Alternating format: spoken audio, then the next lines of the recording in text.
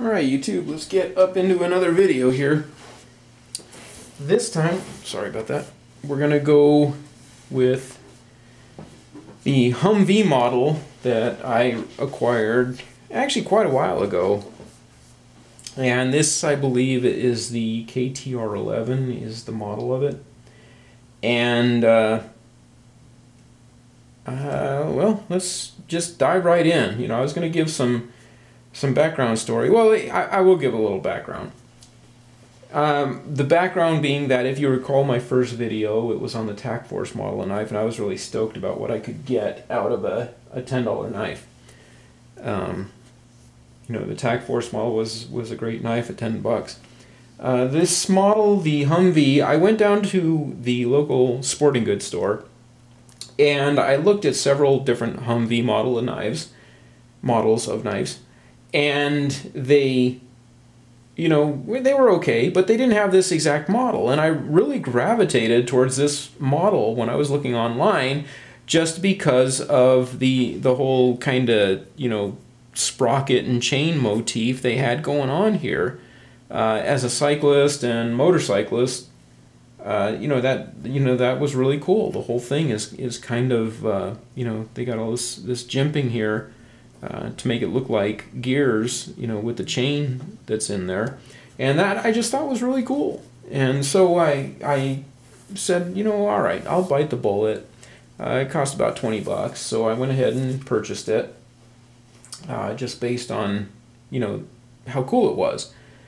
And you know, that's something important that I've got to point out. To me, you know, knife collecting, and I'm sure, you know, most knife collectors will agree that knife collecting is not so much about the knife. It's not so much about just what it can cut. You know, you know, yes, in a utilitarian purpose, there's a lot of that goes on, but a lot of times people are collecting knives just because of the statement, because of the artwork that's involved in it.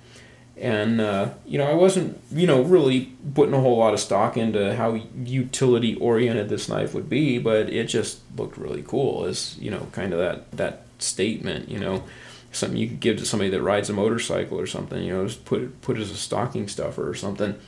So, you know, anyway, I got the knife in, and it was good. You know, I looked at it, I'm like, you know, it's a decent weight.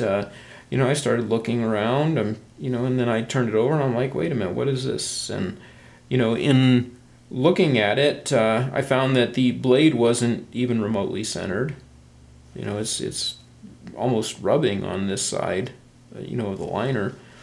And that was the first thing I noticed. But I'm like, okay, well, you know what, it's a cheaper knife, so we'll give it a little leeway there. And then I got ready to open it, and that's what I got.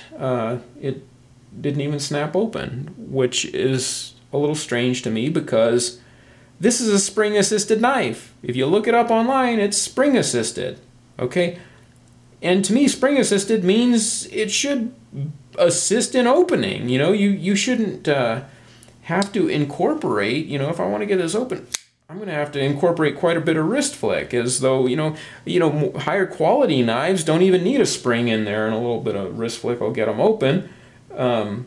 Many of the higher quality knives with a flipper on them don't need any wrist flick at all to get them open. I'm thinking in specific the Ken Onion Ripple model. Fantastically balanced blade. I mean, that thing doesn't need any wrist flick at all, and still doesn't need a spring. But again, I'm talking about, you know, a $20 knife here.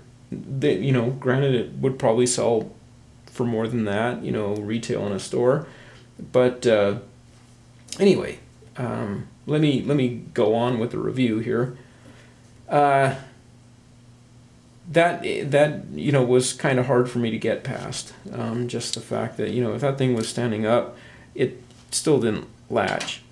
There, now it's engaged. So that's what kind of bothers me. I shouldn't really have to flick that knife to get it open, but yet over here, if I want to hear a positive snap out of it opening, I've got to flick my wrist like some wrist flicking fool over here to get it open. So you know, that's just something that is kind of hard for me to get past. But anyway, let's get past it. The blade, you know, if you turn on over, you know, Humvee Recon is what's listed here. On the back side of the blade, it just says China. It doesn't even have the material on here. Online, it says stainless steel blade, as far as I got. You know, I didn't have the desire once I actually got into the knife to dig much further than that into it. But I'm, you know, almost positive it's going to have a 440 stainless steel. Most of the lower end knives have 440 stainless. So if it's China, says stainless, it's probably 440 stainless. You know, that's just, you know, again, I could be wrong. If you want to prove me wrong, please do. But as far as me, you know, I didn't have the desire to go much deeper into it than that. So looking around this knife, pocket clip, it first of all is not deep carry. It has to go on this side. It's not, you can't mount it either side. They have these channels that were milled into or cast into the aluminum overlays that allow them to take, you know, just a standard, what looks like button head Allen wrench kind of screw and secure the pocket clip in there. You know, I got to give them props for maximizing profit there. It's fantastic design to incorporate something without having to go to extra lengths like tapping extra holes and that kind of stuff. So good idea. You know, again, on the maximizing profit area. So how does the pocket clip stand up? You know, I mean, it's only wire. But no, it's actually fairly rigid. I'll give them that. The pocket clip is fairly decent. You know, whether you're ever going to snap it off, I don't know. Is it going to metal fatigue and you know, the spring going to wear out? I don't know. But you know, at least new. I mean, it's fairly strong, and I like the shape of it. I think it'll be easy to put in your pocket. The wire does actually give it a nice smooth glide to secure it in your pocket with. So you know, yeah, I'm all right with the pocket clip. I think that's a good, cool design for pocket clip. Let's go on here. As you look at the knife, it kind of has this jimping here to make it. I'm assuming the goal here, because if you look around here, it's cast into the aluminum to make it look like a sprocket. This is supposed to look like a sprocket here, and then it has this jimping. I'm guessing to kind of continue that sprocket theme. It has jimping over on this side as well, and even on the bottom. So it kind of has this whole, you know, kind of gearing thing going on there. But don't be mistaken, okay? The jimping here, it's only for show. It's only in the aluminum overlay. The frame of the knife, the liners, they're still smooth. They're perfectly smooth. So you're not going to get any grip out of that, you know, apparent jimping there at all. So just keep in mind it's only there for looks. The knife does have a lanyard hole. You know, it's at least got that. There's no glass breaker, anything else. So as far as Recon, you know, I would think it was geared a little bit more for tactical use, but yeah, no glass breaker or anything like that. I will say it's very comfortable in the hand.